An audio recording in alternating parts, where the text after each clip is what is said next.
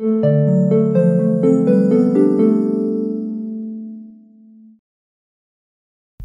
And welcome to the world wide post. दोस्तों, Russia, China, USA, Canada को लेकर बड़ी खबर निकल कर आ रही है। आज हम बात करेंगे एक बहुत ही इंटरेस्टिंग और क्रिटिकल टॉपिक पर। आर्कटिक सर्कल, जो पहले सिर्फ एक ठंडी और बर्फीली जगह मानी जाती थी और एकदम खामोश जगह मानी जाती थी जहां पर किसी भी तरह का कॉन्फ्लिक्ट हमें देखने को नहीं मिलता था, लेकिन अब ये आर्कटिक सर्कल एक मिलिट्री फ्लैश पॉइंट बनते जा रहा है। देखने को मिल रहा है कि रशिया और चाइना एक तरफ ग्रुप बनाकर खड़े हुए हैं और दूसरी तरफ ग्रुप बनाकर यूनाइटेड स्टेट्स और उसका एलाई कनाडा खड़ा हुआ है। आर्कटिक सर्कल में ये दोनों ग्रुप्स के मिलिट्री एयरक्राफ्ट आमने सामने आ चुके थे। अगर जरा भी यहाँ पर प्लस माइनस होता था ना, तो यहाँ पर एक बड़ी कॉन्फ्लिक्ट हो सकती थी। तो चलिए समझते हैं एग्जैक्टली क्या हुआ यहाँ पर। अभी हाल ही में यूनाइटेड स्टेट्स मिलिट्री ने कुछ रशियन और चाइनीज बॉम्बर्स को इंटरसेप्ट किया है जो अलास्का के कोस्ट के करीब इंटरनेशनल एयर स्पेस में थे। North American aerospace defence command यानी नोरैड ने बताया है कि 2 रशियन Tu-95 और 2 Chinese H-6 bombers Alaska air defence identification zone में आए थे।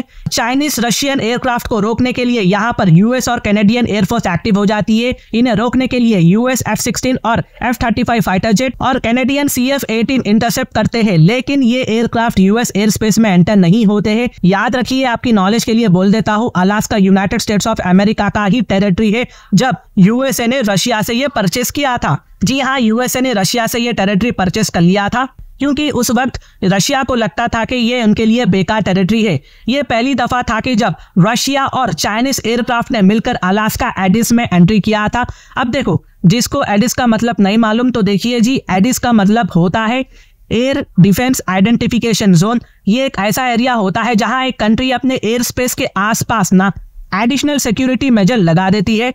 इस जोन में एयरक्राफ्ट को अपनी आइडेंटिटी, कंट्री, लोकेशन और फ्लाइट पाथ को डिक्लेयर करना होता है ताकि अथॉरिटीज को पता चले कि ये एयरक्राफ्ट फ्रेंडली है या पोटेंशियली हॉस्टाइल है। एडिस का प्राइमरी पर्पस होता है नेशनल सिक्योरिटी को इंश्योर करना और इलीगल एक्टिविटीज को डिटेक्ट कर प्रिवेंट करना। लेकिन दोस्तों, अजीब बात और शॉकिंग बात यह है कि ये पहली बार था कि चाइनीज H-6 बॉम्बर्स ने अलास्का के आसपास पेट्रोल किया।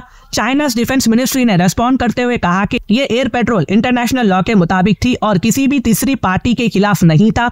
चाइनीज मिनिस्ट्री के स्पोक्सपर्सन ने यह भी कहा कि ये पेट्रोल रशिया और चाइना की एयर फोर्सेस के बीच कॉर्पोरेशन को टेस्ट और एनहेंस करने के लिए की गई थी। आर्कटिक एयर स्पेस में ये कन्फ्रंटेशन तब हुई जब यूएस ने अपनी आर्कटिक स्ट्रैटेजी रिपोर्ट रिलीज किया। इस रिपोर्ट में ना ये कहा गया कि चाइना और रशिया की आर्कटिक में बढ़ते हुए कॉर्पोरेशन से रीजनल स्टेबिलिटी को खतरा हो सकता है, जिसके बाद रशिया और चाइना ने ये मूवमेंट को चला। ऑफ कोर्स ये चीज रशिया और चाइना को बिल्कुल भी पसंद नहीं आई थी, इसलिए उन्होंने ऐसा मैसेज देने के लिए किया है। पेंटागन के रिपोर्ट के मुताबिक ना पिछले कुछ सालों में रशिया ने आर्कटिक में ना अपनी मिलिट्री प्रेजेंस को काफी ज्यादा बीफ अप किया है, बहुत ज्यादा तेजी के साथ बढ़ा दिया है। आगे यूएस कहता है कि रशिया ने कुछ बेसेस को और एयरफील्ड्स जो सोवियत एरा के बाद से बंद पड़ गई थी, उन्हें दोबारा ओपन कर मॉडर्नाइज किया था। और दोस्तों, आपको ये भी पता होना चाहिए कि चाइना ने अपने आप को नियर आर्कटिक स्टेट डिक्लेयर किया है और चाइना की नजर आर्कटिक रीजियन के मिनरल रिसोर्सेस और नए शिपिंग रूट्स पर है। बेजिंग ने कहा है कि वो पोला सिल्क रोड बनाना चाहता है। रशिया और चाइना दोनों ने वॉशिंगटन के क्लेम्स को रिजेक्ट किया और कहा कि उनका कॉपरेशन किसी दूसरे देश के खिलाफ नहीं है। उन्होंने कहा कि यूनाइटेड स्टेट्स की क्रिटिसिज्म मिसप्लेस और कन्फ्रंटेशनल है। और दोस्तों, आपको ये भी बात बताता चलूं कि कुछ दिन पहले ना रशिया ने अपने फाइटर जेट्स को ब्रिटिश टाइफून जेट को ब्लैक सी के ऊपर एक्सकॉर्ट करने भेजा था। और इसी तरह कुछ दिन पहले रशिया ने यूएस मिलिट्री के 2 लॉन्ग रेंज बॉम्बर एयरक्राफ्ट को बैरन सी के ऊपर इंटरसेप्ट भी किया था। यहाँ पर आप देख सकते हैं बैरन सी, ये एरिया में आपको देखने को मिलेगा। आर्कटिक रीजन दुनिया के कुछ आखिरी अनटैप एरिया में से एक है गाइस। यहाँ के एक्सट्रीम टेम्परेचर ने हमेशा से एक्सप्लॉयटेशन करने वालों को रोक कर रखा। एक्सप्लॉयटेशन के लिए यहाँ नेचुरल बैरियर का यहाँ टेम्परेचर ने काम किया। लेकिन दोस्तों, सबको पता है कि क्लाइमेट चेंज हो रहा है। अब क्लाइमेट चेंज की वजह से यहाँ पर एक्सेस बढ़ते जा रहा है और शिपिंग और फॉसिल फ्यूल्स की एक्सप्लॉयटेशन का रास्ता आसान होते जा रहा है, क्योंकि यहाँ पर बर्फ पिघल रही है, काम आसान हो रहा है। इस वजह से आर्कटिक रीजन को अब एक स्ट्रैटेजिक नजरिए से भी देखा जा रहा है।